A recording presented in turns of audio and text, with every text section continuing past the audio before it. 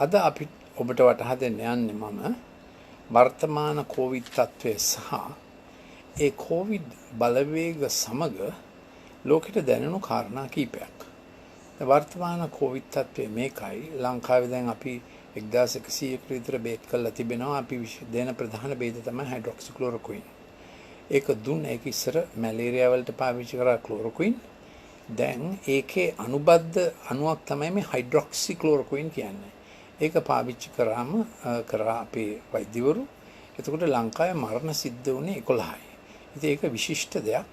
අපේ වෛද්‍ය සේවය, හෙද සේවා, සෞඛ්‍ය සේවා ගැන අපි බොහොම සූතිවන්ත වෙනවා. ඒ වගේම අපේ මේ කොවිඩ් පාලනය සඳහා ඉවහල් වූ පොලිස් නිලධාරීන්, මිලිටරි සර්විසස් එක්කම ගැන රජය ගැන අපි බොහොම සූතිවන්ත වෙනවා.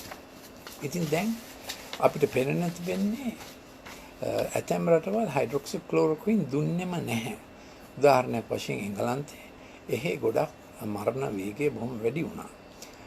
තව කදිම මේ සංසන්දනයක් තිබෙනවා ඇමරිකාවේ ෆ්ලොරිඩා ප්‍රාන්තය ජනගහනය මිලියන් 27යි මරණ 2147යි. මොකද ඒගොල්ලෝ හයිඩ්‍රොක්සික්ලෝරොක්වින් ලෙඩේ හැදුණු ගමන්ම දුන්නා. මොකද හයිඩ්‍රොක්සික්ලෝරොක්වින් හොඳට බලපාන්නේ ලෙඩේ හැදුණු ගමන්ම දුන්නාම. දැන් ඔබ සමහර විට බේත් ගැන වැඩි දන්නේ නැති කෙනෙක් වෙන්න පුළුවන්. සමහර විට අහන් ඔබ වෛද්‍යවරයෙක් වෙන්න පුළුවන්. මගේ ශිෂ්‍යෙක් වෙන්න පුළුවන්. මම ડોક્ટર ලලිත් මැන්ඩිස්. මගේ අන්තිම නිලමය පෝස්ට් එක තමයි ලංකාවේ වෛද්‍ය පීඨයක බිෂක් වේදේ ගැන ෆාමකොලොජි පිළිබඳ අංශ ප්‍රධාන ලෙස තමයි මම හිටියේ. මගේ මේ රිසර්ච් පබ්ලිෂ් කරලා තියෙනවා PubMed. ඒ කියන්නේ මුළු ලෝකෙටම තිබෙන වෙබ්සයිට් එකක්. මෙඩිකල් ඉන්ඩෙක්ස් කරලා තිබෙනවා ඇස්ප්‍රින්, ලෝ ඩෝස් ඇස්ප්‍රින්, මිග්‍රේන්, ඉරිටබල් බවල් සින්ඩ්‍රෝම්, ලෙවඩෝපා, පාකින්සන්ිසම් වගේ ඒවා ගැන තමයි මගේ ගවේෂණ තියෙන්නේ. ඉතින් හයිඩ්‍රොක්සික්ලෝරොක්වින් ගැන කියන්න තියෙන්නේ අර මේ ෆ්ලොරිඩා ප්‍රාන්තයේ මිලියන් 27ක් ජනගහනය මරණ 2147යි. එහි ගොඩක් වෛද්‍යවරු මේ හයිඩ්‍රොක්සික්ලෝරොක්වින් දුන්නා. මොකද ඒකේ ගවර්නර් ඒකට ඉඩ දුන්නා, ප්‍රාන්තීය ආණ්ඩුකාරවරයා. දැන් නිව්යෝක් ස්ටේට් එකේ ගවර්නර් ඇන්ඩ්‍රු කුවමෝ එයා හයිඩ්‍රොක්සික්ලෝරොක්වින් දෙන්න ඉඩ දුන්නේ නැහැ. එතකොට නිව්යෝක් ස්ටේට් එකේ ජනගහනය මිලියන් 26යි. නමුත් මරණ සංඛ්‍යාව 26000ක්. ඉතින් අපිට පේනවා මේ එක එක හේතු මත ඒගොල්ලෝ තීරණ ගත්තම් වෙච්ච දේ. දැන් මෑතකදී කියන්න තියෙන්නේ නිව්යෝක් යුනිවර්සිටි එකේ ග්‍රොස්මන් මෙඩිකල් කොලෙජ් එකේ හයිඩ්‍රොක්සික්ලෝරොක්වින් ගැන මේ randomized control clinical trial එකක් කරා. එතකොට ඒකේ පේන්නේ තිබුණේ හයිඩ්‍රොක්සික්ලෝරොක්වින් දුන්නු කණ්ඩායම. දුන්නු කණ්ඩායමක් ඉන්නවා, දුන්නු කණ්ඩායමක් ඉන්නවා. ඒ හයිඩ්‍රොක්සික්ලෝරොක්වින් දෙන්න ඕන zink සමග. එහෙම නැත්නම් ඇසිත්‍රොමයිසින් කියන ප්‍රතිජීවකයේ සමග. ඒ නිව්යෝක් යුනිවර්සිටි එකේ ග්‍රොස්මන් මෙඩිකල් කොලෙජ් එකේ අය දුන්නේ හයිඩ්‍රොක්සික්ලෝරොක්වින් සහ zink. ප්‍රංශේ ප්‍රොෆෙසර් රවුල්ට් කියන එක්කෙනා දුන්නේ හයිඩ්‍රොක්සික්ලෝරොක්වින් සහ ඇසිත්‍රොමයිසින්. හයිඩ්‍රොක්සික්ලෝරොක්වින් zink එක දුන්නාම හයිඩ්‍රොක්සික්ලෝරොක්වින් ඒ zink අයන වැඩියෙන් අපේ සෛලයට ඇතුල් කරලා අයන 4 එකක් ලෙස ඇතුල් කරලා ඒ zink උත් ඉවහල් වෙනවා කොවිඩ් වෛරසය විනාශ කිරීමට, ගුණ්‍ය වීම වැළැක්වීමට හයිඩ්‍රොක්සික්ලෝරොක්වින් උත් ඉවහල් වෙනවා.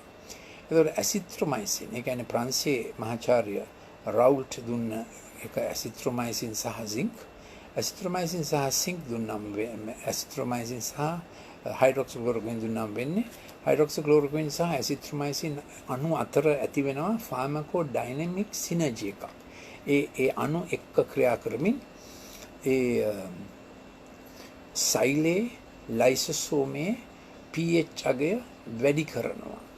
pH අගය. එතකොට වෛරස් එකට සෛලේ ගුණණය වෙන්න බැරි වෙනවා. තව එකක් තමයි හයිඩ්‍රොක්සික්ලෝරොක්විනුයි ඇසිත්‍රොමයිසිනුයි එකට දුන්නම වෙන ඒ ප්‍රතිශක්තිය අති තීව්‍ර වෙලා ඉමියුන් කැස්කේඩ් එක සයිටෝකයින් ස්ටෝම් එකක් ඇති කරාම බොහොම අති තීව්‍ර ප්‍රතිශක්ති ප්‍රතික්‍රියාවක් ඇති වුණාම ඒ අණු දෙක එක්කහු වෙලා නිපදවනවා SPM අණු. එතකොට ඒ වලින් අර ප්‍රචණ්ඩ ප්‍රතිශක්ති ආසාදනය සහ ප්‍රතික්‍රියාව මැඩ පැවැත්වෙනවා. ඔය පොඩි කාරණා දෙකක්. ඒ දෙක ඒ උපකාරක දෙක නැතිව රිකවරි ට්‍රයල් කියලා එකක් ඔක්ස්ෆර්ඩ් විශ්වවිද්‍යාලයේ අනුබද්ධ ආයතනයකින් කරා. එතකොට ඒගොල්ලන්ට හයිඩ්‍රොක්සික්ලෝරොක්වින් වල එහෙම ගුණයක් පෙනෙන්න තිබුණේ නැහැ. එතකොට අපිට පේනවා මනුෂ්‍යයන්ගේ මුලින් කරපු රිසර්ච් වලට ගරු කරන්නේ නැතුව ඔවුන්ගේ පූර්ව මතයක් අනුව මේ හයිඩ්‍රොක්සික්ලෝරොක්වින් වැඩ කරන්නේ නැහැ කියලා විද්‍යා ලෝකේ එහෙමත් වෙනවා. ඉතින් මේ පසුගිය සති දෙක තුල වුණ තව එකක් තමයි Lancet කියන ප්‍රධාන සුප්‍රසිද්ධ ජර්නල් එක සහ NEJ New England Journal Medicine කියන සුප්‍රසිද්ධ ජර්නල් එකේ වැරදි ආටිකල් වගේක් පළ කරා අසත්‍ය දත්ත සමග. අසත්‍ය දත්ත විතරක් නෙමෙයි අසත්‍ය මේ ස්ටැටිස්ටිකල් විශ්ලේෂණ සමග. ඒවා අහක් කරන්න සිද්ධ වුණා. ඒකට කියන්නේ රිට්‍රැක්ෂන්. ඉතින් ප්‍රධාන පෙළේ ආයතනයක ප්‍රධාන පෙළේ ජර්නල් එකකට සිද්ධ වෙනකොට ආටිකල්ස් රිට්‍රැක්ට් කරන්න. ඒ කියන්නේ ආපහු එළියට දාන්න ඒ ජර්නල් එකේ විශ්වාසවන්තකම නැති වෙලාම යනවා.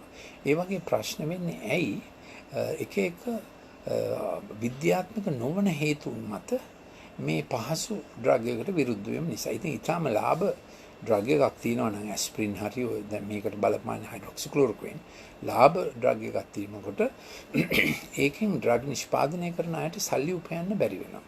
තව එකක් තියෙනවා අපිට පෙනුණා මේ දැන් එන්න ලෝකේ ගොඩක් විද්‍යාඥයෝ කියනවා දැන් මේ අද ඊයේ නෝබේ වලින් කියලා තිබුණා ඊට ඉස්සෙල්ලා ප්‍රොෆෙසර් ලූක් මොන්ට්ජිනෝ කිව්වා එයා තමයි HIV වෛරස් එක හොයාගත්ත එක්කෙනා ඒක විස්තර කරපු එක්කෙනා ඒකට නොබෙල් ප්‍රයිස් එක තිබෙන එක්කෙනා එයා කිව්වා මේ COV2 හැවත් කොවිඩ් වෛරස් එක ලැබ් එකක හදපු වෛරස් එකක්. මොකද ඒකේ RNA නියුක්ලියෝටයිඩ් මෙහෙම සීක්වන්ස් එකට ඒ කියන්නේ වවුලගේ කොරෝනා වෛරස් එක අරගෙන එක තැනකින් ඒක කඩලා එතනට HIV නියුක්ලියෝටයිඩ් සීක්වන්ස් එකක් හයි කරලා. ඉතින් 80%ක් විතර බැට් මේ වවුලගේ එක අර ඉතුරු ටික HIV එක. ඉතින් ඒක සම්පූර්ණයෙන්ම හදපු එකක්. ඒ නිසා තමයි මෙච්චර ප්‍රචණ්ඩ ලෙස මේ වෛරසයට පුළුවන් අපගේ සෛල ආක්‍රමණය කරන්න. පෙනහල්ල සෛල, රතුරු දුරාණු, මොලේ උනත් ආක්‍රමණය කරන්න පුළුවන්. මොකද ඉස්සර තිබුණ COV1 සහ COV1 වලට වඩා 20 ගුණයක් වැඩිය මේක ආක්‍රමණය කරන්න පුළුවන්. ඒකට කියන්නේ gain on function. අරකට තිබුණු කෘත්‍යයට වඩා බොහොම අධිතීව්‍ර කෘත්‍යයක්. ඒක විකෘති වීම වලින් හැවත් මියුටේෂන් වලින් වෙන්නේ නැහැ. ඒක ජීව විද්‍යාවේ නීතියක්. ප්‍රවේණ විද්‍යාවේ නීතියක්. මියුටේෂන්ස් වලින් වෙන්නේ තිබෙන කෘත්‍යය නැති වෙනවා. ඒ කියන්නේ ළමෙක්ගේ එන්සයිම් එකක් නැති වෙනවා. සංජානනීය ආබාධයක් එනවා. එහෙමයි වෙන්නේ මේ අර තිබෙන ෆන්ක්ෂන් එකක් කෘත්‍යයක් නැති වෙන එක තමයි විකෘති වීමකින් වෙන්නේ. ඒ නිසා මේ COV2 එක මෙච්චර අධි තීව්‍ර කෘත්‍යයක් ලබාගත්තේ කොහෙන්ද? මේක ලබාගත්තේ මේ gain on function virus research එකකින්. ඒ කියන්නේ කෘත්‍යය වැඩි කරා ලැබ් එකක ඒක හදලා පේන්න තිබෙන්නේ වුහාන් වල තමයි. නමුත් ඒක හැදුවේ ඇමරිකාවේ CDC ආයතනය එක්කව වෙලා. ඉතින් අපිට පේන්න තියෙන්නේ ඒගොල්ලෝ හැදුවේ අර චීන අලුත් අවුරුද්ද ඉවර වෙලා සෙනග යනකොට ඒ රටවල් වලට මේ වෛරස් එක අරගෙන යන්න. නමුත් ඊට ඉස්සෙල්ලා චීනෙදිම වෛරස් එක නිකුත් කළා බොහෝ දෙනා මැරෙන්න පටන් ගත්තා. ඒක ඇති වෙන ප්‍රශ්නේ. ඒ නිසා තමයි මේක ඩක් ගාලා ලෝකෙටම එළි වුණා. එතකොට තමයි අපි දැනගත්තේ එහෙම වෛරස් එකක් හදලා ඒ වෛරස් එකට සරිලන වැක්සින් එකක් දැම්ම හදන්න කටයුතු ලෑස්ති කරලා තියෙනවා කියලා. ඒ විතරක් නෙමෙයි කතන්දරේ ආවේ මෙහෙමයි. ඒ වෛරස් එකේ ස්ට්‍රේන්ස් මාරු වෙනවා. එතකොට ඊට පස්සේ චීනට යනවා නම් වෛරස් ස්ට්‍රේන්ස් 3-4කට වැක්සින් එක ගහන්න ඕන. තව මේ අපි කිව්ව ඉතාලියට යනවා නම් ඒ ස්ට්‍රේන් එක වෙනස්. ස්පාඤ්ඤයට යනවා නම් ස්ට්‍රේන් එක වෙනස්. එතකොට අප්‍රිකාවට යනවා නම් ස්ට්‍රේන් එක වෙනස්. එතකොට වෛරස් ස්ට්‍රේන්ස් 7-8කට වැක්සින් එක ගැහුවේ නැත්නම් ඒ රටට යන්න බෑ, රැකියාවට එන්න බෑ. එතකොට ඒක මේ ඩිජිටල් චිප් එකක් අතට දාලා ඒකට තමයි බිල් ගේට්ස් සංවිධානය ලෑස්ති වෙලා ඉන්නේ. යාගේ විශාල සංවිධාන 2-3ක් තිබෙනවා. වැක්සින් හදනවා, වැක්සින් වලින් විශාල වශයෙන් ධනය ආය කර ගන්නවා. ලංකාවෙත් මෙහෙම වැක්සින් සටන් ගොඩාක් ගිහිල්ලා තිබෙනවා. උදාහරණයක් වශයෙන් පොලියෝ වැක්සින් එක, ඒ කියන්නේ ඔරිජිනල් පොලියෝ වැක්සින් එක විශිෂ්ට වැක්සින් එකක්. ප්‍රොෆෙසර් සේබින් කියලා කෙනෙක් තමයි වැක්සින් එක නිෂ්පාදනය කළේ. එයා දේවභක්තික මිනිහෙක්. එයා ඒ වැක්සින් එකට පේටන්ට් එකක්වත් දැම්මේ නැහැ. තමාට කියලා කිසිම මුදලක් ඒකට එකතු කරගත්තේ නැහැ. ඒක කටින් ගන්න එක මතකද? 1962 විතර තමයි ඔය 62 විතර තමයි ලංකාවට පොලියෝ එපිඩෙමික් එකක් ඇවිල්ලා අපිත් ඉස්කෝලේ යන කාලේ අපි ඔක්කොටම මේ කටට ගන්න පොලියෝ එක දුන්නා.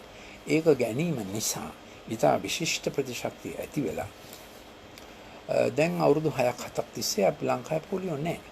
ඒ වුණාට බිල් ගේට්ස් සංවිධානයෙන් වෙන අලුත් පොලියෝ වැක්සින් එකක් නිපදවලා මේ ප්‍රොෆෙසර් සේබින්ගේ එක නැතිව මේ වැක්සින් එක ඉන්දියාවේ විශාල ගණනක් ඈත ගම්මානවල ළමයින්ට දීලා එයින් 45545ක් non polio flaccid paralysis කියලා ළමයි අබ්බගාත වුණා. ඒ ගැන ලොකු නඩුවක් ඉන්දියාවේ යනවා. මම මේ ටික කිව්වේ ඇයි? මේ වෛරස් එකක් හදලා ඒකට තව වැක්සින් එකක් හදලා අපේ සෞඛ්‍ය ආක්‍රමණය කරන්න ගෝලීය වශයෙන් ප්ලෑන් එකක් තිබිලා තිබෙනවා. ඉතින් ඊට අමතරව පෞල ආක්‍රමණය කරන අනිත් බලවේග මොනවද? ඊළඟට ඒ දේශයන් වල ස්වෛරීතාවය නැති වෙන පිණිස සෞඛ්‍ය ආක්‍රමණය කරනවා. ඊළඟට අපි අපේ සෙනඟ බලාගත්තේ නැත්නම් අපි අපේ සුළුතර ජන කොටස් බලාගත්තේ නැත්නම් ඊළඟට human rights ප්‍රශ්න ඇති වෙනවා. ඉතින් අපේ වගකීම සුළුතර අයව minority කණ්ඩායම් ආරක්ෂා කර ගැනීම තමයි බහුතරයාගේ වගකීම. ඒක අපි කරගත්තේ නැත්නම් human rights ප්‍රශ්න ඇති වුණාම ඒ තුලිනුත් දේශයකට බලපෑම් වෙනවා. ඊළඟට කල්පනා කරන බලන්න ඩිජිටල් ස්ක්‍රීන් එකේ ආක්‍රමණය. ළමයා පොඩි කාලේ ඉඳලම ඩිජිටල් ස්ක්‍රීන් එකෙන් ආක්‍රමණය කරනු ලබනවා. දැන් මම විශාල වශයෙන් පැයකට විතර මම ලෙසන්ස් දෙකක් කරා මේ කොවිඩ් මේ සෙෂන්ස් වල අපි කියන්නේ කොවිඩ් සයන්ස් ඇන්ඩ් රීසන් කියලානේ. මොකද හැමෝගෙම ලොකුම බර තියෙන කොවිඩ් ගැන. නමුත් මම ඊට අමතරව ඔන්ලයින් ස්ටඩීින් ගැන සෙක්ෂන්ස් දෙකක් කරා. ඒ ඔන්ලයින් ස්ටඩීස් ගැන මම සෙක්ෂන් දෙකක් කරේ. ඔබගේ දරුවා ඔන්ලයින් පාඩම් කරන අතර ඒකින් මොලේට එක තදින් බලන උපාන ලෙස කළ හැකි දේවල් ඔක්කොම ප්‍රායෝගික අවවාද මම දීලා තිබෙනවා. ඒක ඔබට මිස් වුණා නම් ඔබ කරන්න ඕනේ අපේ මේ WhatsApp එකට පණිවිඩයක් යන්නේ ඒක අපි නොමිලේ එවනවා. අපේ WhatsApp නම්බරය +94 77 49 59 214 077 49 59 214ට එවුවනම් ඒ ඔක්කොම කොවිඩ් විද්වත් විමර්ශන ඔක්කොම එවන්න පුළුවන් සිංහලෙන් ඉංග්‍රීසියෙන් මම කිව්වේ එකට කොවිඩ් science and reason කියලා. ඉතින් මේකත් Covid science and reason series එකක්. නමුත් අර ඩිජිටල් ගැන මම පාඩම් දෙකක් කරලා තිබෙනවා. ඊට අමතරව මම ඩොක්ටර් ලලිත් මෙන්ඩිස් Google කරොත් ඩොක්ටර් ලලිත් මෙන්ඩිස් ඩිජිටල් කියලා ප්ලස් ඩිජිටල් කියලා ගොඩාක් මගේ මේවා එනවා. මේ ක්ලිප්ස් එනවා. ඒව නොමිලේ ඔබට ලබා ගන්න පුළුවන්. ගිය අවුරුද්දේ කියන්නේ 2009 ජූලි මාසේ 27 වෙනිදා මම මේ පික්සල් තිරේ හැබැයි ඩිජිටල් ස්ක්‍රීන් එකෙන් ළමයාගේ ශික්ෂණයට කරිකියුලම් එකට කැරියර් එකට කැරක්ටර් එකට choices වලට පාඨමාලාවට ශික්ෂණයට චරිතයට යගේ තීරණ ගැනීමට ඇතිවන වෙනස් වීම ගැන විද්වත් presentation එකක් academic seminar එකක් මම කරා SLM එකට අපේ වෛද්‍ය ආයතනයට. ඒකේ මුළු document එකම ඔබට නොමිලේ එවන්නත් පුළුවන්. එහෙම නැත්නම් ඔබ web එකට ගියොත් College of General Practitioners Sri Lanka CGPSL ඒකට ගියොත් download කරන්න පුළුවන්. ඒකේ continuous professional development එකේ තිබෙනවා මගේ article එක. ඒ website එකට ගිහලා ඩොක්ටර් මිනිස් කියලා ගහුවොත් මගේ නම එක්ක article එක එනවා. ඒක ඔබට ලබා ගන්න පුළුවන්. මම මේක කිව්වේ මොනවද ගෝලීය ආක්‍රමණ ඔබගේ පවුලට එන. ඔබගේ ළමයට ඔබ ඩිජිටල් ස්ක්‍රීන් එක දුන්නාම එයා ඊටාම අඩු වයසින් ඔබගෙන් වෙන් වෙනවා. ක්‍රමයෙන් ඩිජිටල් ස්ක්‍රීන් එක යාට උගන්වනවා LGBTQ විස්තර asexual formats. ඊළඟට ඒක උගන්වන්න පටන් ගන්නවා thrill violence spook magic monsters එළමයා reality වලින් අහක් වෙලා virtual reality යනවා. ඒගොල්ලන්ගේ දැන් ලෝකය ඔක්කොම අද්භූත වෙනවා. භූත නෙමෙයි අද්භූත වෙනවා. පොළවෙන් ඉහළ පොළවෙන් නැති ලෝකයකට ඒගොල්ලෝ imagination හොඳටම stir up වෙනවා. දැන් මේ ගැන මම ලොකු පාඩමක් කරලා තිනවා මොලේ පත 7 කියලා. I have done a long study on this, the 7 functional traits of the brain that must be developed properly till the child is 14 years old. ඒවත් ඔබට ලබා ගන්න පුළුවන්. මොලේ පත අවුරුදු 14 වෙනකන් ඒක හදාගන්නේ කෙසේද කියලා. ඉතින් මේ ළමයාගේ පත හරියට හැදුනේ නැතිවම ස්ක්‍රීන් එකේම නිතර ඉන්නකොට එයා විය යුත්තේ කළ යුත්තේ සැලසුම් කරලා තියෙන්නේ top down regulation වලට. හිතාමතා initiation, navigation, successful and conclusion and reward. කවුද reward කියන්නේ? එයාම කියනවා මම මේක හොඳට කරා. සමර්ථය පිළිබඳ සාතිකයක්, confidence එකක් එයාට තියෙනවා. මම පටන් ගන්න එක අවසානයේ දක්වා කරනවා. එහෙම තමයි ළමයි හැදෙන්න ඕනේ. දැන් අපි normal මේ clinics පටන් ගත්තම අපි මේක පටන් ගන්නම එන සිකුරාදා ඉඳලා මේ සිකුරාදා ඉඳලා ඉස්සෙල්ලා ටෙලි ඉන්ටර්විව් එකක් කරන්න පුළුවන් ඩොක්ටර් ජහන් ඩිසල්බර්ග්. ඊට පස්සේ අපි ඇවිල්ලා හම්බෙන්න පුළුවන් අපේ empathic learning center එකක් තිබෙනවා. ඒක නොමිලේ කරන්නේ. ඒක නිසා ඒක අපේ සල්ලි උපයන දෙයක් නෙමෙයි. මේලා දෙමව්පියන් නිතර එනවා. මොකද ඒගොල්ලන්ගේ ඉස්කෝලේ පාඩම් හිර වෙලා පාඩම් කරන්නේ නැහැ. එක තැන ඉන්න බෑ. ඇයි එක තැන ඉන්න බැරි? අපේ මොලේ ඩිසයින් කරලා තියෙන්නේ top down regulation වලින් වැඩ කරන්නේ. ඉහළ සිට පහළට. ළමෙක් තිරේ ඉන්න ප්‍රමාණයට එයා උත්තේජවත් වෙනවා. උත්තේජවත් වෙලා මොකද වෙන්නේ? එයා පටන් ගන්නවා බාහිර උත්තේජ අණුව ක්‍රියාත්මක වෙන්න. ඒකට කියන්නේ bottom up regulation. ඒක subcortical behavior. අපේ cortical behavior නේ තියෙන්නේ. ඒගොල්ලෝ subcortical වල amygdala, hippocampus, hypothalamus එක තමයි හරහා තමයි ක්‍රියාත්මක වෙන්නේ. හැමතිස්සෙම මේගොල්ලෝ ඉන්නේ fight, fright, flight mode එකේ. බය, සන්ත්‍රාසය, හොඳ නැති ත්‍රාසය, ලිංගික ත්‍රාසය යන දේවල් වලට ළමයි බීම බැහැ වෙනවා. ඉතින් ළමයට අපේ මොලේ සැලසුම් කරලා තියෙන්නේ මම හිතන්නේ ඒක God සැලසුම් කරලා තියෙන්නේ. default mode network මිනිත්තු 40ක් අපි salience ඉලක්කය බලා dopamine කියන neurochemical transmitter එකෙන් වැඩ කරලා ඒක අඩු වෙනවා. එතකොට අපි satiety වලට තෘප්තිය සඳහා ඒ කියන්නේ මේක හරියට කරාද කියලා බලන්නේ serotonin spike එකක් එනවා. spike එක කියන්නේ ඔක්කොම U curve නේ. ශරීරයේ ජෛව ක්‍රියාවලිය වෙන්නේ U curve වලින්. ඒක මිනිත්තු 15ක් විතර ක්‍රියාත්මක වෙනවා. අපි විචක්ෂණය, සමාලෝචනය, ආපසු බැලීම හරියට මම මේක කරාද ආයෙත් පාඩම් කරන්න ඕනද? එතකොට අර හරියට මම ඒක කරාද ආයෙත් පාඩම් කරන්න ඕනද කියන එක තමයි ළමයාට තියෙන චර්යා වර්ධනය. ඒකත් නැති වෙනවා, ශික්ෂණයක් නැති වෙනවා ළමෙක් ඩිජිටල් තිරේ ඉන්නකොට. ඒ නිසා එයා හිතන්නේ ආයෙත් මම ඊළඟ පැයදී කරන්නේ ඩිජිටල් තිරේ. මේක වළක්වන්නේ කොහොමද? කරුණාකරලා එයාට කියන්න ඕන මිනිත්තු 25කට වඩා පුතා ඩිජිටල් තිරේ ඉන්න බෑ. දෙක හැන්දෑවේ 6න් පස්සේ තිරේ ඉන්න ගත්තොත් මෙලටොනින් ඩිස්ටර්බ් වෙලා එන්න ළමයාගේ මොලේ පාලනය කරන්න බැරි තත්යකට යනවා. එයාගේ නිින්දට බාධා වෙනවා. නිින්ද හරි නිින්ද physiological sleep සමානයි brilliance. Nobody is born brilliant, you have to train brilliant. දැන් අපිට IQ potential එකක් තියෙනවා. අපි digital screen එක ළමයට දීලා ඒක කාගත්තොත් හරි අපරාධයක්. එතකොට එයාට වෙන්නේ මේකයි. He has a great potential.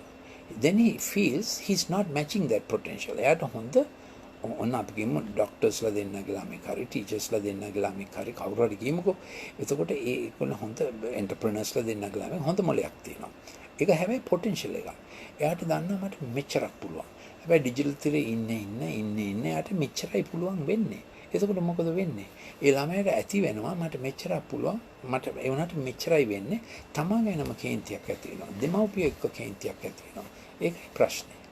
ඒ නිසා ඔබ තීරණයක් ගන්න ඕන ඔය fast games, fast cartoons පුළුවන් තරම් නවත්තන්න බැරිම නම් මිනිත්තු 25යි. මම මේ කියන්නේ පාඩම් Microsoft Word, මේ PowerPoint, Excel sheets ඒව ගැන නෙමෙයි. දෙවෙනි කාරණාව මම අනිත් ඒවාල මේක දිගට කරලා තිබෙනවා. pixel screen එකක් නැතුව පරණ laptop එකක්, desktop එකක්, ඒ කියන්නේ non smart screen එකක් දෙන්න ඕන. ලොකු අයටත් එහෙමයි. ස්මාර්ට් ස්ක්‍රීන් එකෙන් කෙටි කාලීන වැඩ තමයි කරන්නේ. දිගට වැඩ කරනවා නම් non smart, ඒ කියන්නේ ඒක පික්සල් නෙමෙයි, LCD එකක් ඉස්සරහින් තියෙනවා. එතකොට අර පික්සල්ස් වලින් දෘෂ්ටි විතානය හරහා වෙන උත්තේජනය, මොළයට වෙන උත්තේජනය වෙන්නේ නැහැ. මේ ගැන මම මිනිත්තු 45කට වැඩිය කතා කරපු වෙන ක්ලිප් එකක් තිබෙනවා. මේ ටික මම කිව්වේ ඔබගේ දරුවාගේ මොළය ආක්‍රමණය කරන්න වෙන දේවල් තිබෙනවා. ඒ ගැන ඔබ ප්‍රේසම් විය යුතුයි. ඒ දේවල් ඒවා සැලසුම් කර දේවල්. So the global culture has invaded the family culture that God gave. I have to bring God into the picture, otherwise you will not understand family. ඒ පවුල පිළිබඳ සංකල්පය විශ්වාසවන්ත භාවය, fidelity, loyalty, reciprocity, gratitude මේ ඔක්කොම එන්නේ පවුලෙන්නේ. කෘතඥතාවය, පෙරලා කළගුණ සැලකීම මේ ඔක්කොම එන්නේ පවුලෙන්. ප්‍රත්‍යවර්ත සමදකලා, දීර්ඝකාලීන සමදතා, කැඩෙන්නේ නැති සමදතා, වරදක් වුණාම සමාව දීම මේව කොහෙන්ද එන්නේ? මේවා එන්නේ පවුලෙන්. ඒ නිසා අපේ දෙවනි පවුලේ ඉස්කෝලේ ඉස්සර අපි වැඩ කරන්න ගියාම වැඩ කරන්න පටන් ගත්ත ආයතනයක් පවුලක් වගේ. ඉස්සර අපි වෝඩ් එකට ගියාම ඉන්ටර්න් හවුස් ඔෆිසර්ස්ලා හැටියට මම ඉන්ටර්න් හවුස් ඔෆිසර් හැටියට ගියේ ප්‍රොෆෙසර්ගේ වෝඩ් එකට, professor of surgery, professor of medicine.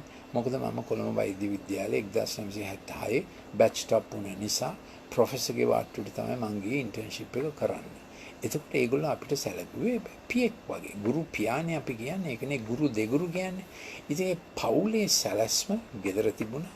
පවුලේ සැලැස්ම ඉස්කෝලේ තිබුණා. අපිට මතකයි අපිට උගන්වපු ගුරුවරු. We remember the teachers who taught us.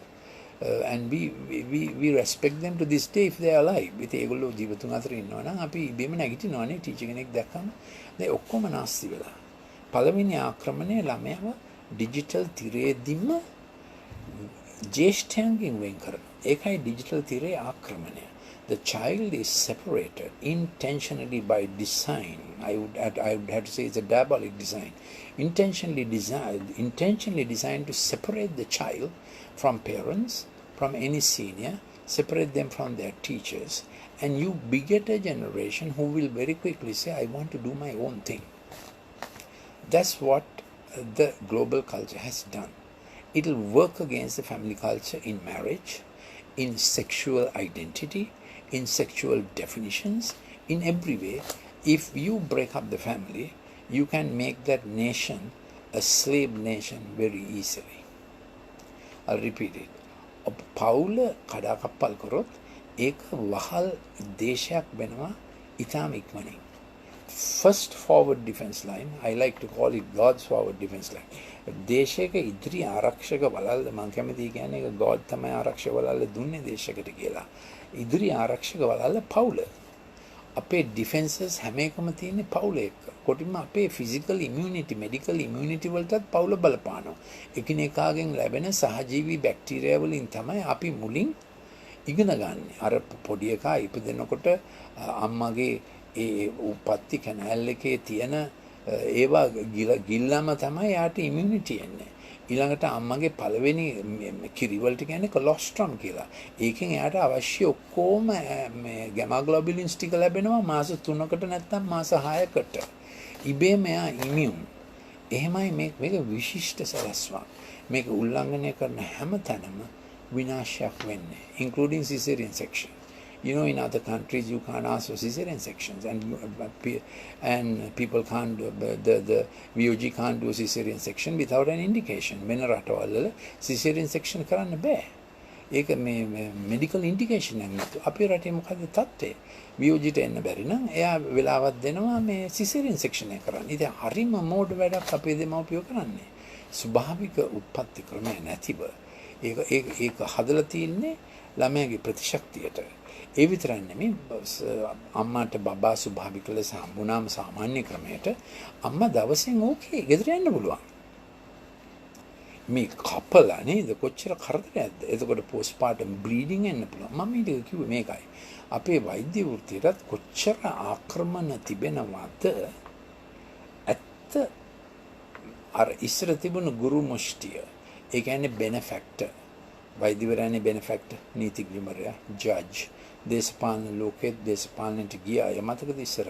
ඒගොල්ලෝ බෙනෆැක්ටර්ස් නේ. ඒගොල්ලෝ පූජා වෙලා තමයි ගියේ එතනට. පූජාවක් වෙන පිණිස තමන්ම පාඩු වෙලා එතනට ගියේ. ඉතින් එයා සුභසිද්ධ දායකයා. ඉතින් වෛද්‍යවරයා කියන්නේ සුභසිද්ධ දායකයා. සුභසිද්ධ ලාභියා තමයි ලෙඩා. අම්මා කියන්නේ අම්මා ලෙඩෙක් නෙමෙයි. Pregnancy is not a disease. Pregnancy is a physiological condition. I think ඒකයි maternal mortality is a terrible thing. අම්මා කෙනෙක් දරු ප්‍රසූතියට ගිහිලා මැරුණොත් ලොකු examination එකක් කරන්න ඕන. අපේ ලංකාවේ maternal mortality rate ජපානයට වඩා අඩුයි. අපේ ලංකාවේ ඉන්ෆන්ට් මොර්ටැලිටි රේට් ජපානයට වඩා අඩුයි. මොකද ආසියාවේ විශිෂ්ටම ප්‍රිවෙන්ටිව් හෙල්ත් සිස්ටම් එක ලංකාවේ තියෙනවා. ඒක අපි දැනන් හිටියා. නමුත් ඒක ඔප්පු වුණා මේ Covid ප්‍රශ්නේදී. Our health indices are excellent. Some health indices are better than the Western health indices. So we can be always grateful for a nation like us. We need gratitude. Protect your family, protect your nation. That is the main theme of my talk today. ඔබේ පවුල රැකගන්න, ඔබේ දේශය රැකගන්න. ඒ දේශයට ආක්‍රමණය කරන දේවල් තමයි children rights කියලා ආක්‍රමණය කරනවා. ඒ rights කිව්ව ගමන් මොකද්ද වෙන්නේ? minority right එකක් majority සුභසිද්ධියට විරුද්ධව ක්‍රියා කරනවා. When everybody is jostling for their rights, worker rights, labor rights, this right, it works against the common consensus of community. එක එක අයිතිවාසිකම් ඉල්ලනකොට DPO එක එක අයිතිවාසිකම් ඉල්ලනකොට ඒක සාමූහික ප්‍රජා සංශක්තියට විරුද්ධව ක්‍රියා කරනවා. ඒකයි වෙන්නේ. මේ ගැන හිතලා බලන්න. ඒ මොනවද ගෝලීය ආක්‍රමණයන් පාවිච්චි කරන්නේ? දේශයක ස්වෛරීතාවය, දේශයක ස්වශක්තිය, දේශයක ජනතා අයිතිය ඔබෙන් එළියට අරගෙන ඒ ටික දෙන ඒක පාලනය කරන්න උත්සාහ කරනවා. ඒකයි දැන් මේ වේගන යන්නේ. එම නිසා වුන්ට අවශ්‍යයි හැම දේශයකම දේශප්‍රධානය දුෂ්ටයෙක්. එයාගේ වැරදි ඔප්පු කරන්න.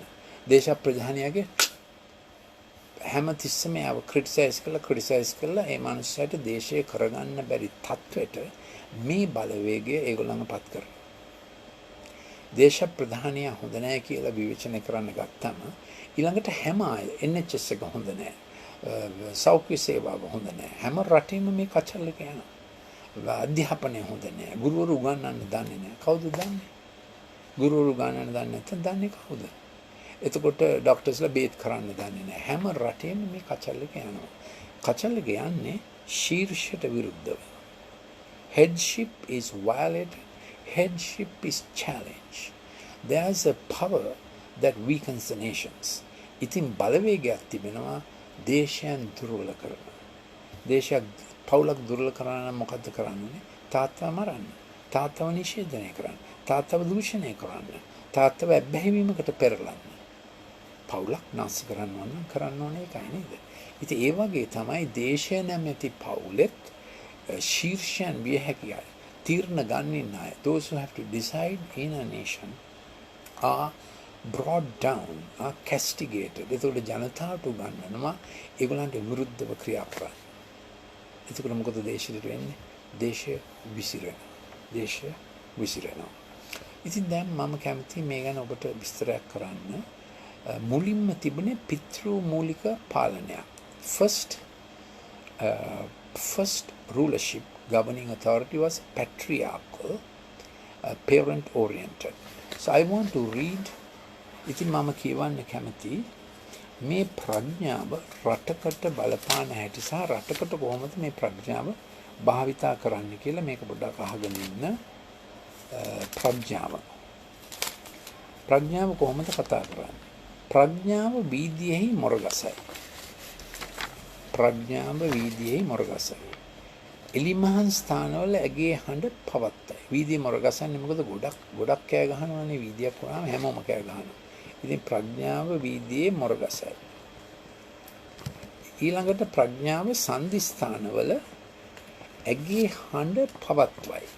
Wisdom attempts to maintain her voice. මනුෂ්‍යනෙක් වෙන මන්සන්දිවල හඬ ඔසවයි. So ඒ කියන්නේ ජන ජීවිතයේ මන්සන්දි ස්ථාන කියන්නේ වැදගත් තීරණ ගන්න තැන්.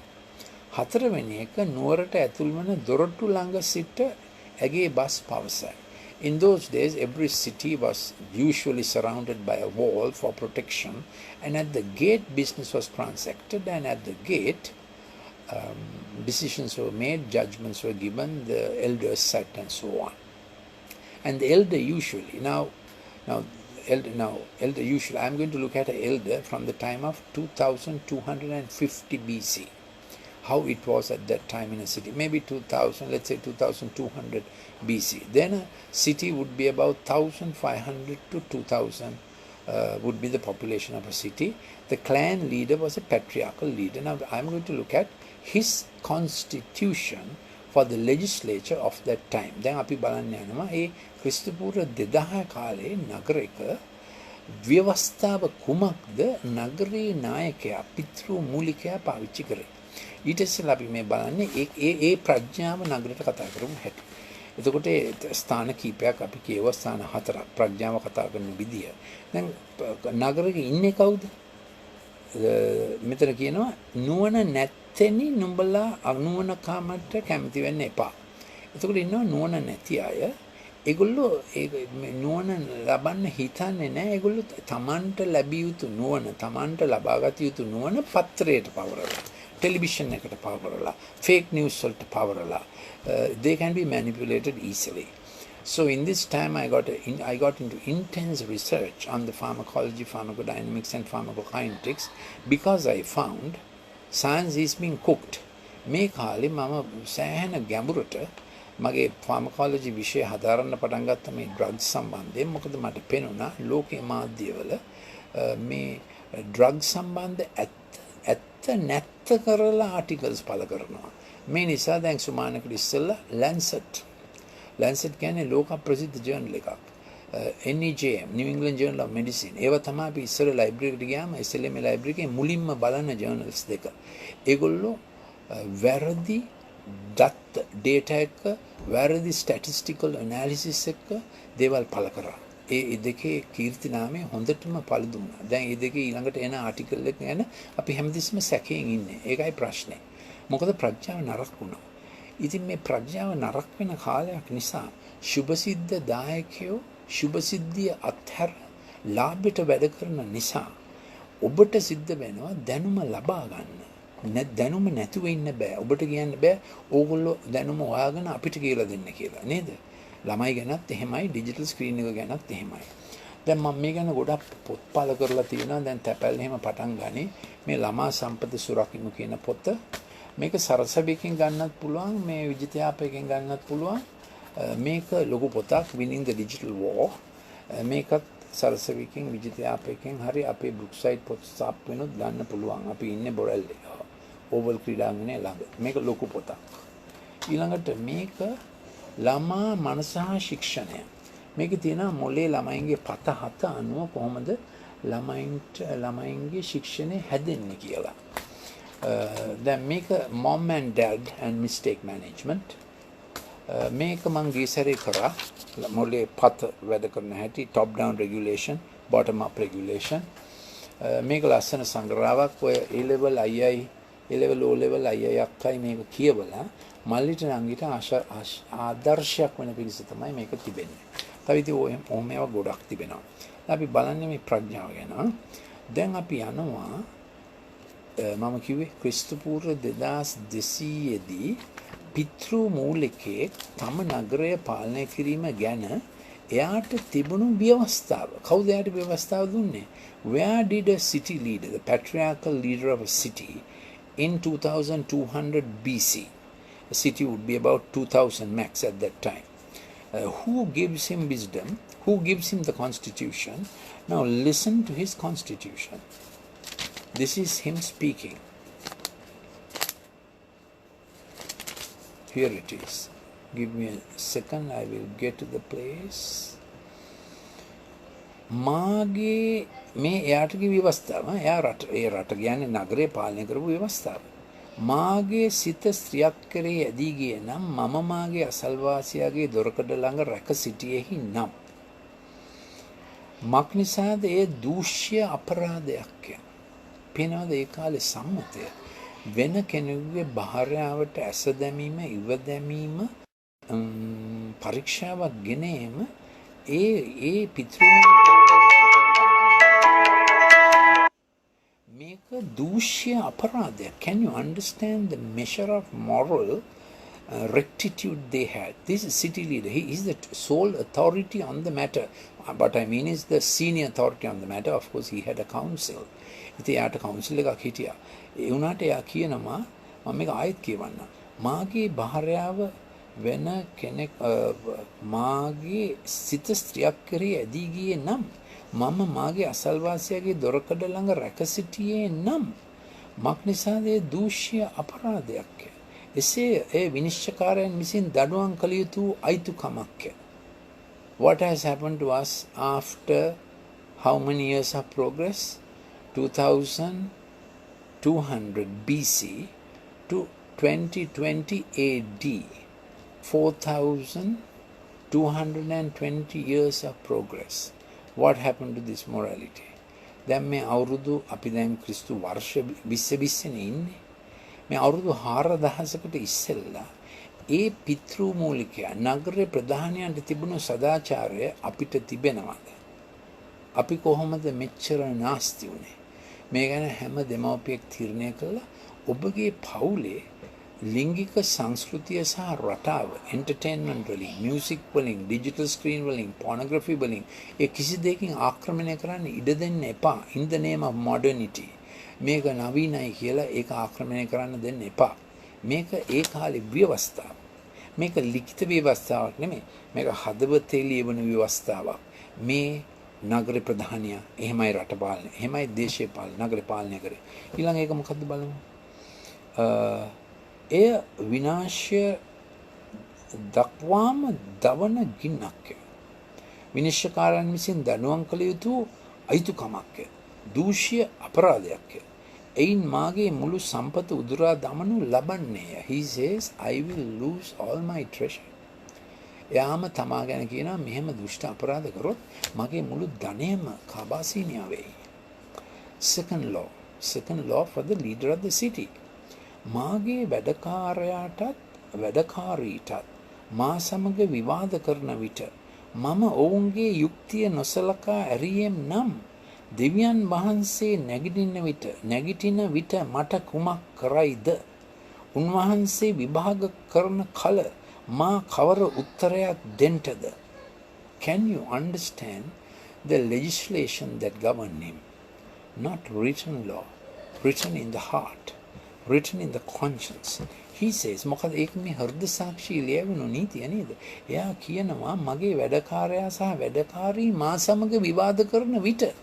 Do you think an employee can now argue with the chairman? Out you go. Out you go.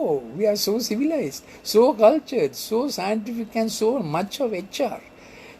Job says, when mage laborer, mage dasya dasi, maat ekka argue karnakotta. They can say, sir, this wage is not enough. ඒක මම ඇහුවේ නැත්තම්. එයා කියනවා ඒක මම ඇහුවේ නැත්තම් දෙවියන් වහන්සේ මන් දිහා බලන් ඉන්නවා. So I am just asking, now in this era of we have disposed of God, that he is non-existent, and different we have said he's a tyrant and we know better than him. We have said different kinds of things. I know all the arguments because when I became first in the island in the A-level exam, I said all this.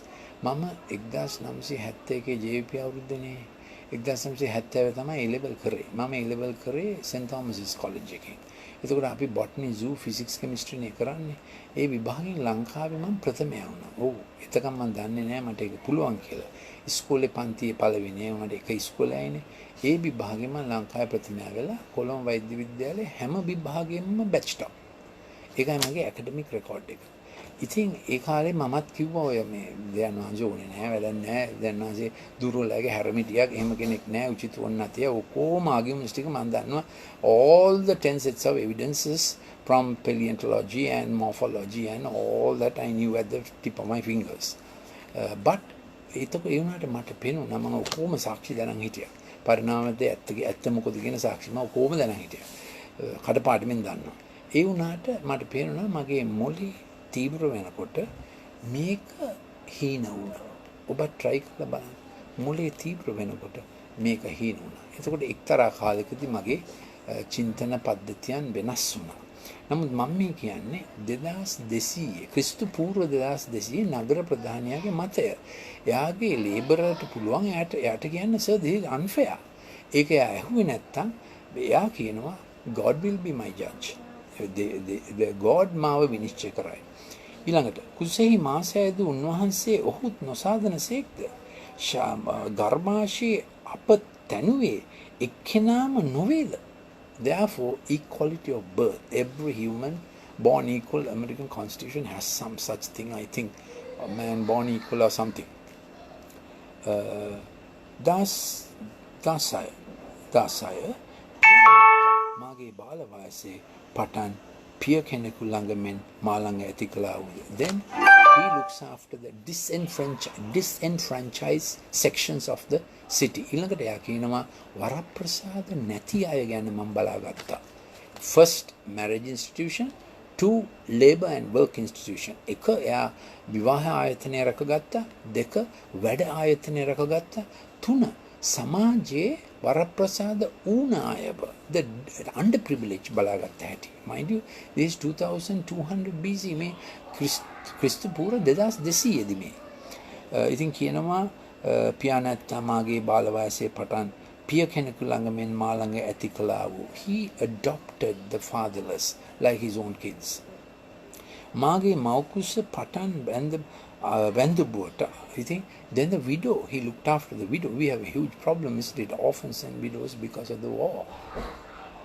දුප්පතුන් ආශාව වූ දේ ඔවුන්ගෙන් වැළැක්වී නම්. Then the poor, for whatever reason people are marginalized in an economy, and you know how rapacious our economy is. At this point, I want to tell you, I want to posit this to you. මම දැන් මේක ඔබට කියලා බලන්නම්. ලෝකේ brands 20ක් විතර තිබෙනවා. ලෝකේ turnover එකෙන් 70%ක් විතර යන්නේ ඒ brand 20 අයිති අය තුලින්. ඉතින් 400ක් විතර ඉන්නවා ලෝක ධනයෙන් 90ක් විතර ඒගොල්ලෝ තමයි පාලනය කරන්නේ. අපි කියමු 80ක් විතර ඒගොල්ලෝ තමයි පාලනය කරන්නේ. ඉතින් black එකේ යන ධනය නීත්‍යානුකූල රජයන් තුලින් යන ධනයට වඩා දෙගුණයක්. ඒකයි ප්‍රශ්නේ. ඉතින් ඇමරිකාවේ ඉන්නවා 75 දෙනෙක්, ඒගොල්ලන්ගේ වටිනාකම ට්‍රිලියන් 3ක්. ඉතින් මුළු බ්‍රිතාන්‍යයේම ඇනුවල් බජට් එකම ට්‍රිලියන් 3යි. ඉතින් එච්චර පොසත් අය. ඉතින් දැන් ඒගොල්ලෝ ඔක්කොම කියන්නේ සෑහෙන ගොඩක් ගෝලීය බ්‍රෑන්ඩ්ස් හදන්නේ චීනේ. ප්‍රශ්නේ තේරුම් ගන්න.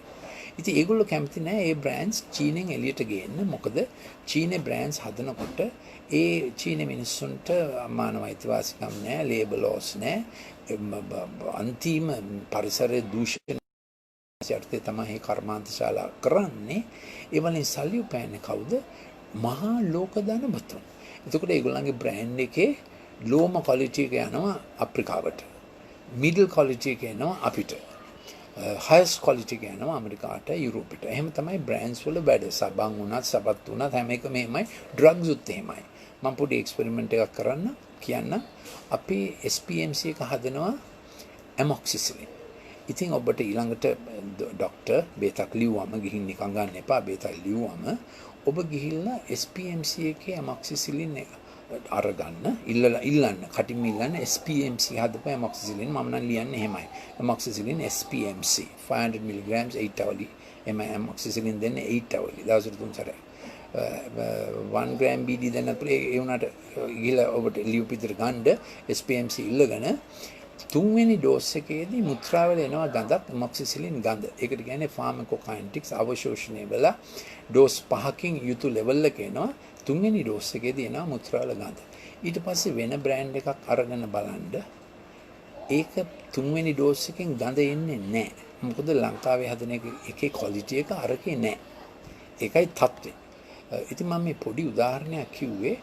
ඉතින් ඒගොල්ලෝ පෝසත් වෙනම චීනේ ඒ සිස්ටම් එක තුලින්. මේක චීනෙට බනින්න වැඩක් නෙමෙයි. මේ සිස්ටම් එක හැදිලා තියෙන හැටි. චීනේ ගොඩක් ළමයි ඉන්නවා තැන් වල ශල්‍ය කර්ම කළා. අවයව එළියට අරගෙන. ඒ ලොකු අවයව ට්‍රේඩ් එකක්. පෝසත් රටවල අය චීනෙට යනවා කිඩ්නි බද්ධ කරන්න, liver බද්ධ කරන්න. ඔබ පුදුම වෙනවද? ලංකාවෙත් මේක 3 සැරයක් කරලා අහු වුණා. ඒ නිසා ලංකාවේ කරා හැබැයි මේක අහු වුණා. ඉතින් ඒක දැන් කරන්නේ නැහැ. ඉතින් එච්චර එහෙමයි තත්ත්වය යන්නේ. ඉතින් එම නිසා ඒගොල්ලන්ට කිව්වොත් ආපහු ඇමරිකාවට ගිහිල්ලා මේ කර්මාන්තශාලා කරන්න කියලා ඒගොල්ලෝ කැමති වෙන්නේ නැහැ. ඒගොල්ලන්ගේ දැන් අදහස ඇමරිකාව වැටිලා චීනේ තුලින් ඒගොල්ලන්ගේ ධනෙ උපය ගන්න ඕන කියන එක තමයි. මේකයි මේ යන අර්ගලය. ඊට අමතරව මේ වෛරස් එක ආවා. වැක්සින් එකක් හදන්න ඕන කියලා කියනවා. මම කිව්වා වැක්සින් එකේ ප්‍රශ්නේ. දැන් ඔක්ස්ෆර්ඩ් එක කියනවා වැක්සින් එක හැදෙන්නේ නෑ වගේ කියලා. මොකද මේ කෘත්‍රිම වෛරස් පොලියෝ වෛරස් වගේ නෙමෙයිනේ. මීසල්ස් වගේ නෙමෙයි, රුබෙලා වගේ නෙමෙයි. මේවා කෘත්‍රිම වෛරස්. ඒක මිනිස්සු හදපු වෛරස් RNA පොඩි ස්ට්‍රෑන්ඩ් එකක් දාලා ප්‍රෝටීන් ටිකක් අලවලා වගේ එහෙම තමයි මේ වෛරස් හදලා තියෙන්නේ. එතකොට ඒගොල්ලන්ට වැක්සින් හදන්න බෑ. දැන් HIV වෛරස් එකට වැක්සින් එකක් තියෙනවද? නෑනේ. අවුරුදු කීයක්ද? 1973 ඉඳලා HIV දාන්න වැක්සින් එකක් නෑ. ඇයි නැත්තේ? වැක්සින් හදන්න බෑ. SARS CoV 2003 නේ ආවේ. ඒකට වැක්සින් එකක් තියෙනවද? නෑ. ඇයි හදන්න බෑ. ඉතින් දැන් මේ වැක්සින් එකට ඔක්ස්ෆර්ඩ් එක ලොකු උත්සාහයක් ගන්නවා. Oxford General Institute of Vaccinology. ඒගොල්ලෝ සහතික කරොත් අපි පිළිගන්න ලෑස්ති. එහෙම නැතුව ෂැන්හයි වලින් කියනකොට 99% ස්ථිරයි වැක්සින් එකක් හදනවා කියලා සබ්ජෙක්ට් එක දන්න අපිට හිතනවා මේක නම් අමුතු කතන්දරයක්. මේක පොඩි ඇන්දීමක් කියලා. ඒ වෛරස් ගැන තත්ත්වය.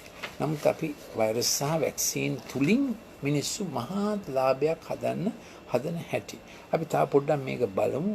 2200 නගරයක් ගවන් කරපු නගරයකට තිබුණු ව්‍යවස්ථාව. ඒ නගරේ පාලනය කරව නගරේ රැකගත්තා වූ පිතෘ මූලිකයන් තුලින් ඒගොල්ලන්ගේ ව්‍යවස්ථාව මේ.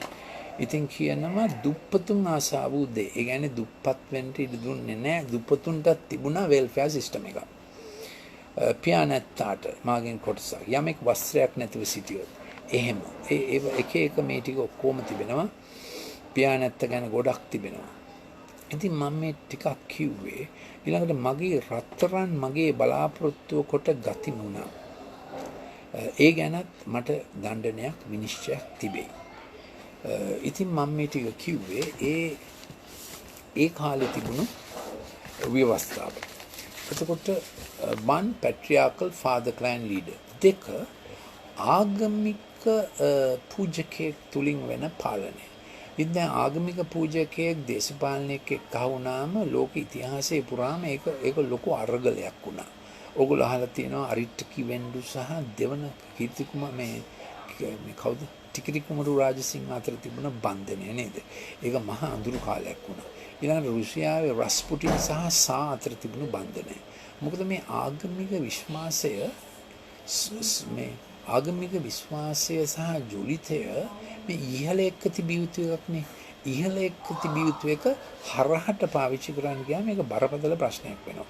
ඕනෑම රටක දේශපාලනයට ආගම එක්ක වුණොත් ඒක තීව්‍ර අරගලයක් වෙනවා. ප්‍රංශ විප්ලවයේ කාලෙත් එහෙමයි, රුසියානු විප්ලවයේ කාලෙත් එහෙමයි.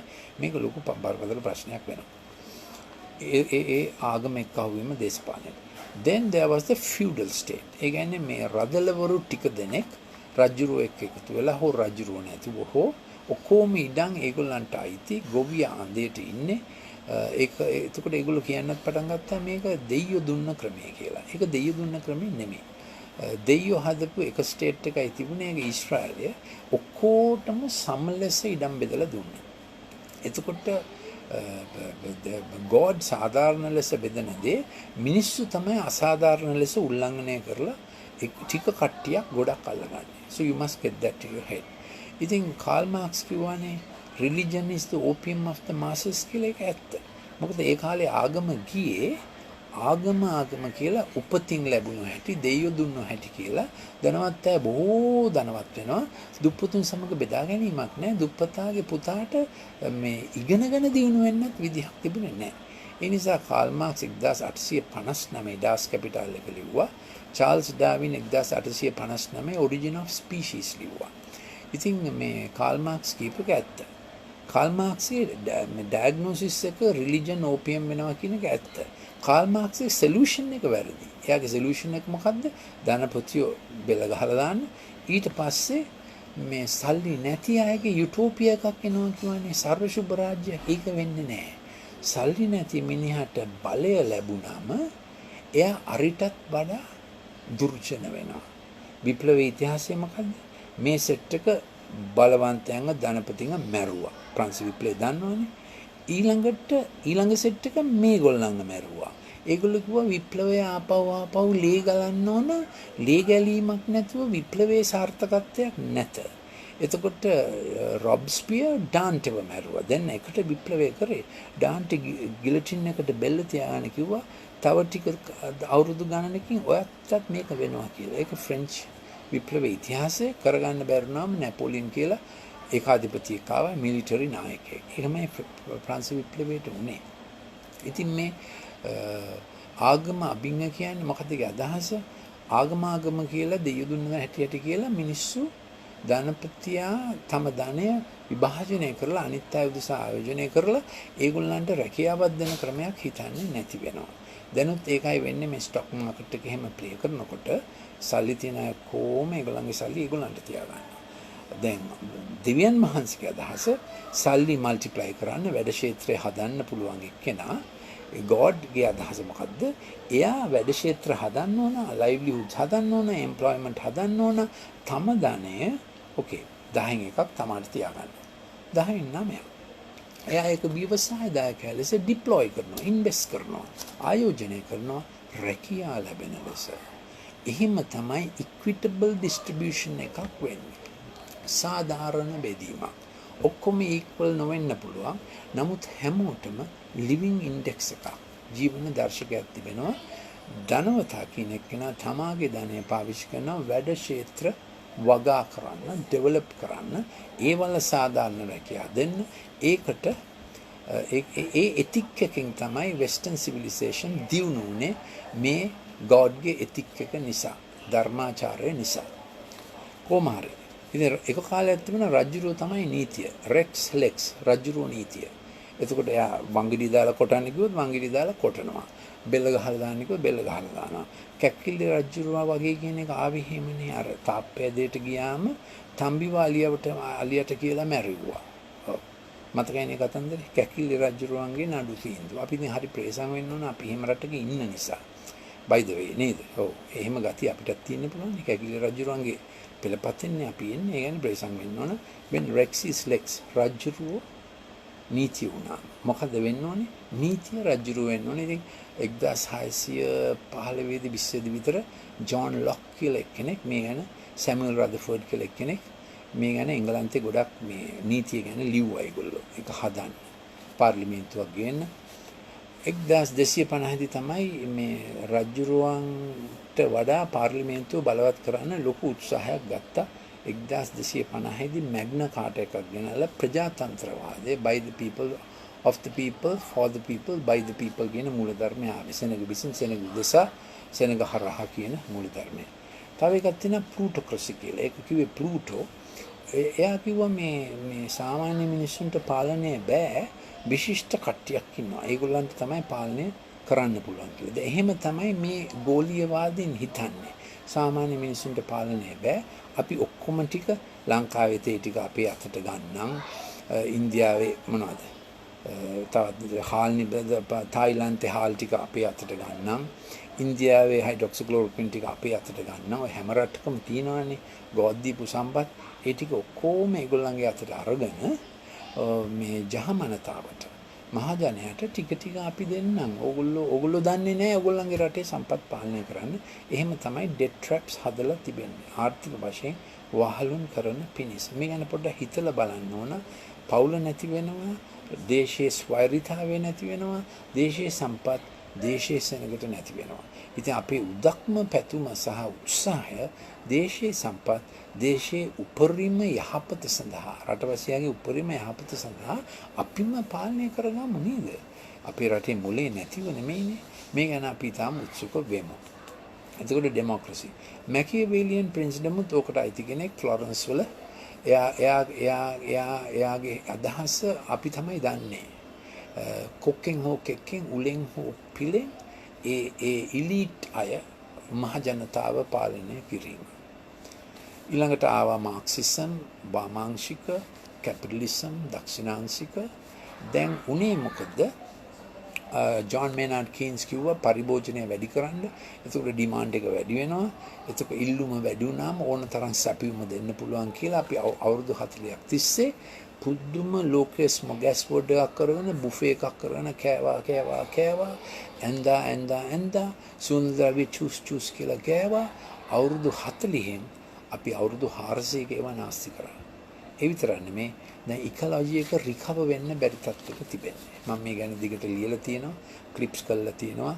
එක උදාහරණයක් තමයි අපේ සාගර පතුලේ සාගරේ තියෙන එවරස්ට් වල වඩා උස කඳු. සාගර පතුලෙන් තමයි මේ ඔක්සිජන් ගොඩක් නිපදෙන්නේ. දැන් සාගර පතුලේ තිබෙන වෘක්ෂජාතිය මාළු රෑන් පුංචි මාළු වැඩි වෙලා කාගෙන යනවා. හේතුව මොකද්ද? අර ලොකු මාළු ඩයිනමයිට් දදා අල්ලනවා, ට්‍රෝලර්ස් වලින් අල්ලනවා, පුංචි මාළු ගොඩාක් වැඩි වෙලා. දෙවෙනි කාරණාව සාගර පතුලේ මේ කොරල්ස් මැරි යනවා. ඒ කොරල්ස් වලින් තමයි අපේ ලෝකේ pH එක පාලනය කරන්නේ. කොරල්ස් තමයි ලෝකේ කිඩ්නි එක. ඉතින් මනුෂ්‍යයාගේ කිඩ්නි එක 3න් 1කට 33ට බැස්සොත් රීනල් ෆේලියර් වෙනවා. එතකොට ලෝකේ දැන් කොරල්ස් 40ට බැහැලා තියෙන්නේ.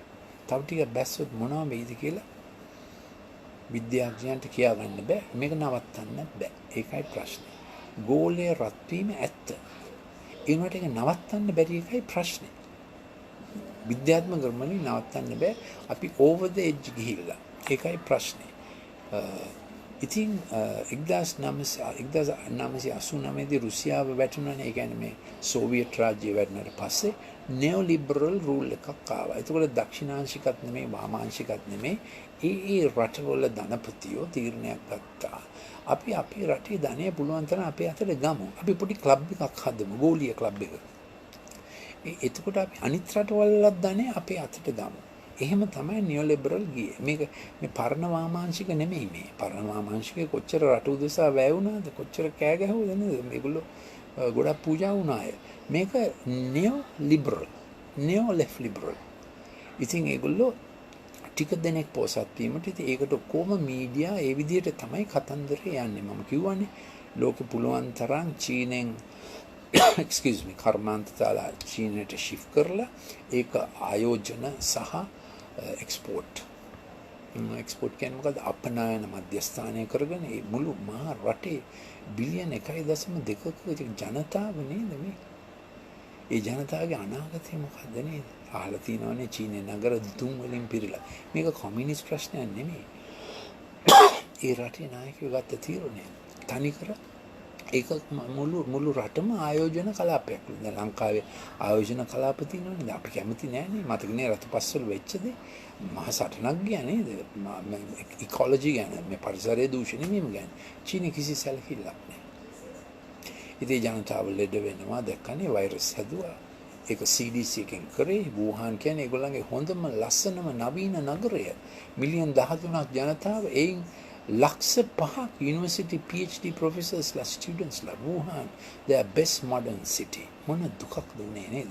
කොච්චර මැරුණාද? ඉතින් අපිට හරි දුකයි චීනේ ගැන. මේක leftist rightist question එකක් නෙමෙයි. neoliberal කියන්නේ ලෝකෙ ටික දෙනෙක් ඒගොල්ලන් දැන් ධනෙ සෑහෙන හම්බ කරගෙන ගියා. ගැස්සුණු වැඩේ තමයි කොවිඩ් එළියට පැන්න. හිතුවට වඩා ඉක්මනින්. නැත්තම් වෙන්න තිබුණේ ඒ චීන අලුත් අවුරුද්ද ඉවර වෙලා පෙබරවාරි අන්තිම වෙනකොට තම රටවල් වලට ලෙඩේ අරගෙන යන්න හිටියේ. හැබැයි ඒක පෙබරවාරි මුල ඉඳන්ම එන්න නවත්තන්න බැරි ලෙස වැඩි වුණා. ඒ නිසා ලෝකය දැනගත්තා මෙහෙම ප්‍රශ්නයක් හදලා තිබෙනවා. වෛරස් එකක් හදලා තියෙනවා. වැක්සින්ස් හදලා තියෙන එකට දෙන්න. ඒ වැක්සින්ස් මෙතන දාන්න ඕන. දැන් අර ගෝඩ්ගේ පොතේ තිබෙනවා අන්තිම පොතට කියන්නේ Revelation. ඒකේ 13 වෙනි පරිච්ඡේදයේ තිබෙනවා මෙහෙම මාක් එකක් දාන්න කාලයක් ලෝකේ සැලසුම් කරන කාලයක් එනවා. ඒකේ 18 වෙනි පරිච්ඡේදයේ කියනවා මුළු ලෝකෙම ආර්ථිකය එක දවසකින් එක පැයකින් හිර වෙන දවසක් එනවා. ඉතින් මුලින් මේක කියවුවම මම හිතුවා ඒක වෙන්නේ කොහොමද? හිර වෙන්නේ වසංගතයක් නිසා කියලා. මම හිතුවා ඒක වෙන්නේ කොහොමද? How can a plague and pestilence stop the world? How can it be? Science is so advanced. හැබැයි ඒක වුණා. අපේ ජීවිත කාලයේදී වුණා. ඊට පස්සේ මොනව වෙයිද? ඒ නිසා අපි ප්‍රඥාවන්ත වෙමු. අපි ටිකක් යටහත් වෙමු. කවුද දන්නේ God ඕන වෙයි නේද? God නැතුව අපි ලෝකේ කරපු හැටි දන්නවනේ නේ.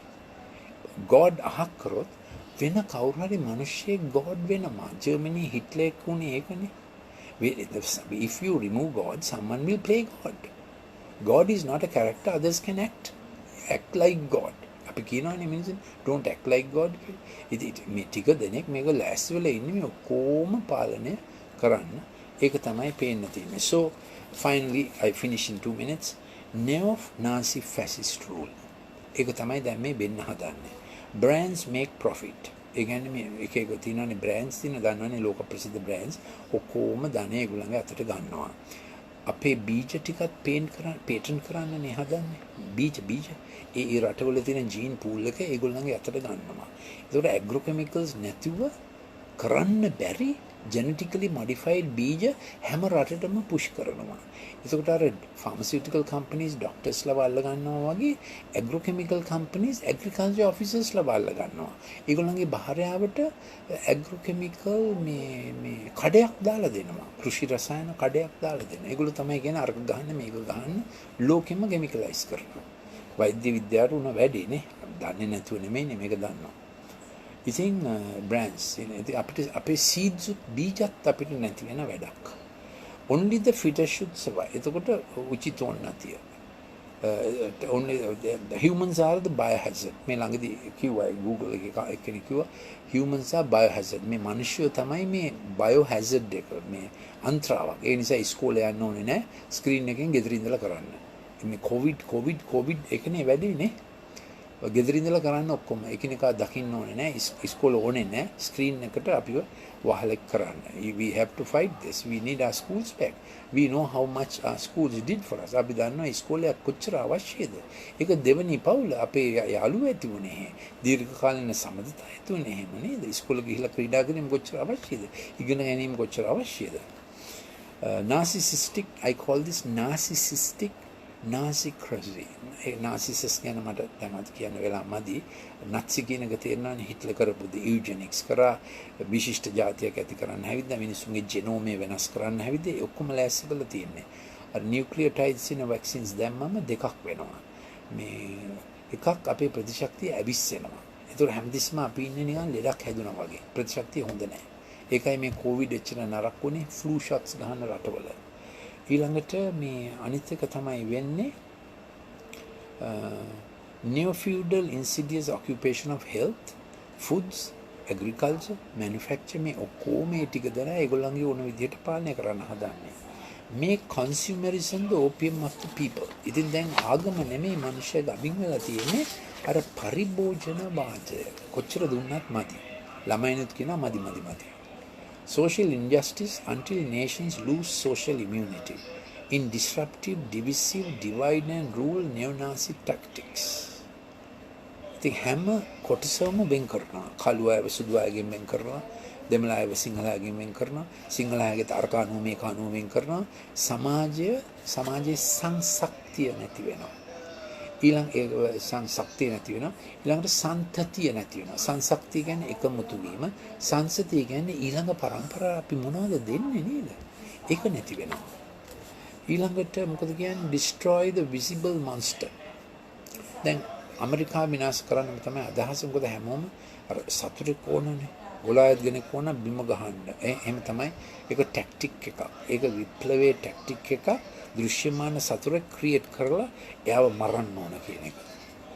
ඊළඟට පටන් ගන්නවා ඊළඟ එක්කෙනා මරන්න ඕන. ඊළඟ එක්කෙනා. එහෙම තමයි ෆ්‍රෙන්ච් රෙවොලියුෂන් එකේ උනේ. ඉතිහාසයේ මේ දත්ත තියෙනවා. ඉතින් ඒ ටික දෙන තමයි මේක පාලනය කරන්නේ ඒගොල්ලන්ගේ අදහස. ඉතින් මේක ඉතා කනගාටුදායක දෙයක්.